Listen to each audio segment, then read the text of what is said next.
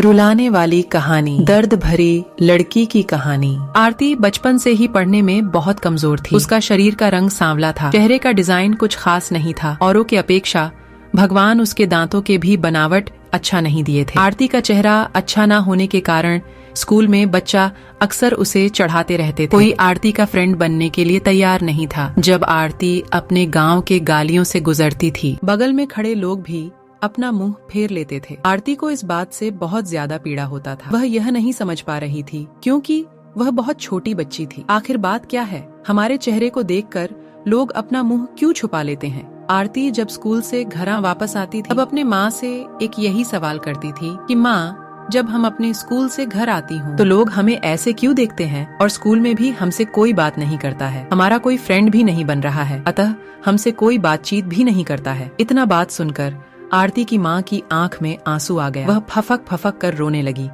लेकिन अपनी बिटिया को यह नहीं समझा पा रही थी। तुमसे लोग इतना घृणा क्यों करते हैं? माँ आरती से बहुत ज्यादा प्यार करती थी। गली मोहल्ले में आरती को मनहूस जब लोग बोला करते थे, आरती की माँ कड़ी शब्दों में जवाब दे देती। आरती की माँ अपने कलेजे के टुकड़े को हर वक्त अपने साथ में रहती थी और जो भी उसे बोलता था उसके बदले में जवाब देती। आरती धीरे धीरे अपनी पूरी उम्र जीने की एक आदत बना ली और जो लोग बोल रहे थे उसके पीछे कुछ और सुनने के लिए तैयार नहीं रहती थी। बस अपने काम से मतलब रखती थी, पढ़ाई करती थी और वापस घर लौट जाती थी। धीरे धीरे आरती बड़ी होते चली गई। अब उसका उम्र शादी करने लायक हो गया था। अब उसके पापा लड़का खोजने के लिए एक गांव से दूसरे गांव में जाने लगे, लेकिन जो भी लड़का वाला आरती को देखने के आता था वह बिना पसंद किए ही लौट जाता था। ऐसे बहुत बार हुआ। अब बहुत दिक्कत होने लगा आरती। शादी करने में आरती के पापा भी थक चुके थे।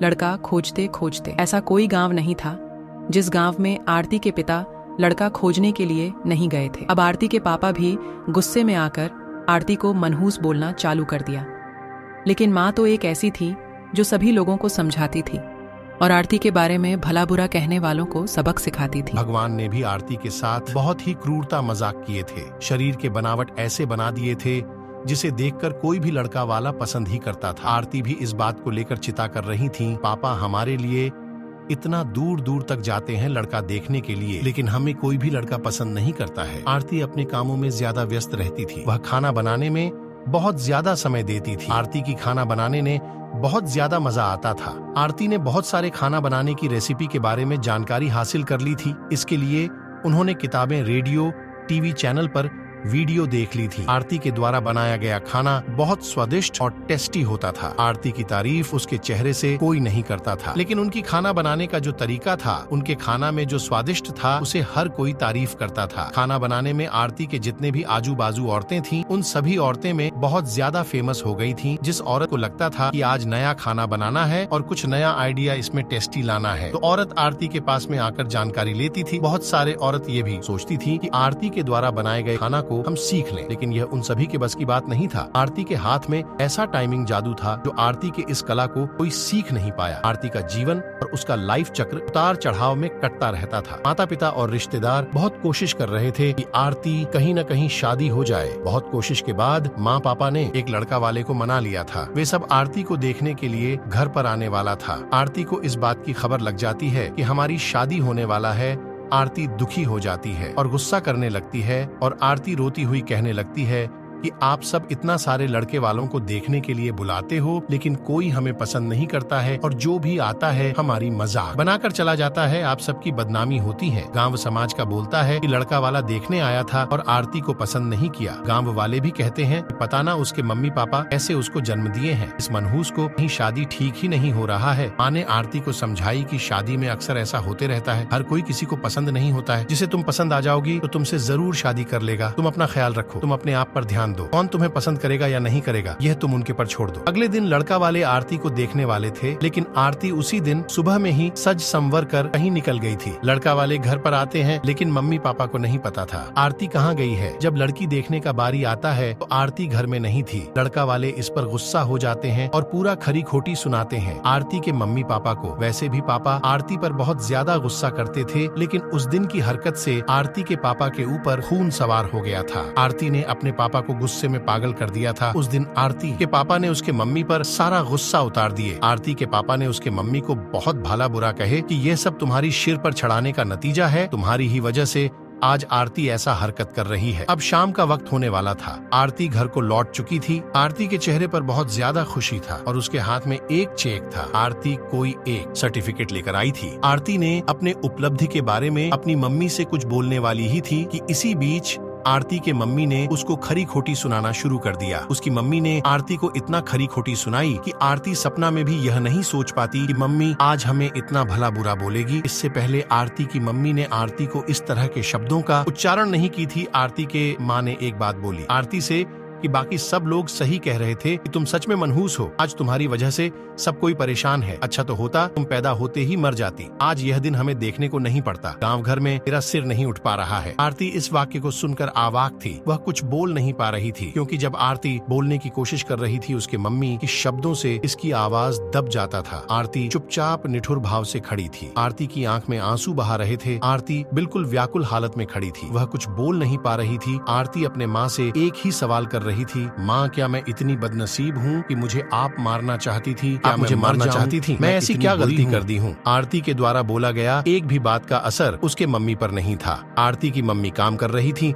और गुस्से में आरती के ऊपर में अनेकों बात का प्रहार कर रही थी। आरती निठुर भाव से अपनी मम्मी की ओर देख रही थी और उसके बातों को सुन रही थी। आंख से आंसू बहा रहे थे लेकिन आरती चुपचाप खड़ी रही। आरती एक ही सवाल कर रही थी, माँ क्या आप मुझे मारना चाहते हो? गुस्से में मम्मी ने भी बोल दी, हाँ। आरती बिना एक पल बिताए ही सीधा अपने कमरे में जाकर दरवाजा बंद कर लेती है। 1-2 मिनट के बाद में मम्मी का गुस्सा शांत होता है। तब आरती के मम्मी को अपनी गलती का एहसास होता है। उसके मम्मी आरती के रूम की तरफ गई और दरवाजा खोलने के लिए बोली, लेकिन आरती ने अपने रूम को अंदर से बंद कर लिया था। आरती के माँ ने जब देखी कि आरती अंदर से दरवाजा बंद कर ली है, आरती के माँ सोची कि यह कोई गलत कदम नहीं उठा ले। इसीलिए आरती के मम्मी ने उसके पापा के पास तुरंत कॉल की घर आने के लिए। दोनों ने दरवाजा खोलने के लिए काफी कोशिश की लेकिन आरती ने दरवाजा नहीं खोली। कुछ समय बीतने के बाद आरती के पापा को अब एहसास हो गया कि आरती कुछ गलत कर ली है। आरती के पापा ने तुरंत दरवाजा को तोड़ दिए। आरती के मम्मी पापा ने अंदर का सीन देखा तो अवाक रह गए। आरती ने दुपट्टे का फंदा बनाकर पंखा से लटक रही थी। अभी ज्यादा वक्त नहीं हुआ था, वह सिर्फ बेहोश हुई थी। माँ और पापा ने तुरंत उसे उठाकर पंखा से अलग किए, फिर गले से दुपट्टा निकाला और बेड पर आरती को लेटा दिए। स्थिति को देखते हुए उन्होंने तुरंत डॉक्टर को कॉल लगाए। माँ की नजर अपनी लाडली बेटी आरती के मुट्ठी बांधे हाथ पर जाता है। हाथ में एक चिट्ठी रहता है और टेबल पर पड़ी 5,000 का चेक मिलता है जिसमें 5 स्टार होटल में सेफ की नौकरी करने के लिए कंफर्मेशन लेटर था। उसी कंफर्मेशन लेटर और चिट्ठी को लेने के लिए आरती बाहर गई हुई थी। कुछ समय के बाद डॉक्टर आते हैं और आरती का इलाज करते हैं। डॉक्टर आरती के चेकअप करने के बाद बोलते हैं कि शुक्र है लड़की बच गई। कुछ सेकंड और देरी होता तो आज यह लड़की हम सभी के बीच नहीं रहती। आरती बेड पर बेहोश अवस्था में पड़ी थी। डॉक्टर ने बोला कि आरती धीरे धीरे कुछ घंटों में ठीक हो जाएगी। मैं दवा लिख दे रहा हूँ जिसे आप मेडिकल स्टोर से मंगा लीजिए। माँ और पापा ने उस चिट्ठी को खोलकर पढ़ा जिसमें कुछ इस प्रकार से लिखा था, मम्मी और पापा, मैं जानती हूँ कि मैं जन्म से लेकर आज तक कोई ऐसा कार्य नहीं की जिससे आप लोगों का गर्व महसूस हो, लेकिन मैं आपसे बताना चाहता हूं कि मैं खाना पकाने में नेशनल लेवल कंपटीशन को जीत चुकी हूं। इसमें मुझे RSF 5000 का चेक और प्रथम स्थान मिला है। मेरे द्वारा बनाया गया खाना ऑर्गेनाइजेशन को इतना पसंद आया कि वह मुझे एक बहुत बड़े होटल में बतौर मास्टर शेफ की नौकरी के लिए कंफर्मेशन लेटर भी दे दिया था। पूरी दुनिया मुझे खिलाफ हो, मुझे इस बात का कोई फर्क नहीं पड़ता था और न ही पापा की कड़वी बातें मुझे रुलाती थी। मैं पापा से हर वक्त प्यार करती थी और मम्मी को दिल से चाहती थी। मैं जानती थी कि मम्मी और पापा केवल बाहर से ही सख्त दिखते हैं लेकिन अंदर से मुझे बहुत ज्यादा प्यार करते हैं। यदि मम्मी और पापा मुझे प्यार नहीं करते तो मेरे लिए बिना कहे हुए कपड़ा, मिठाइयाँ, किताबें नहीं लेकर देते। माँ की ममता और प्यार को कोई क्या बयां कर सकता है। माँ मेरी चाहत और दुनिया थी। पापा की प्यार मुझे बहुत सताएगी। मैं अब इस दुनिया को अलविदा कहकर जा रहे हो। मेरी माँ, मेरे पापा इस दुनिया के सबसे खूबसूरत है। मैं जानती हूँ कि आपने कभी ना कभी भगवान से प्रार्थना जरूर की होंगे कि अगले जन्म में मेरे को ऐसे औलाद मत दीजिएगा, लेकिन मैं भी भगवान से प्रार्थना करती थी कि अगले जन्म में क्या 7 जन्मों तक मुझे आप जैसे ही मम्मी पापा मिले और आज यही प्रार्थना कर रही हूँ।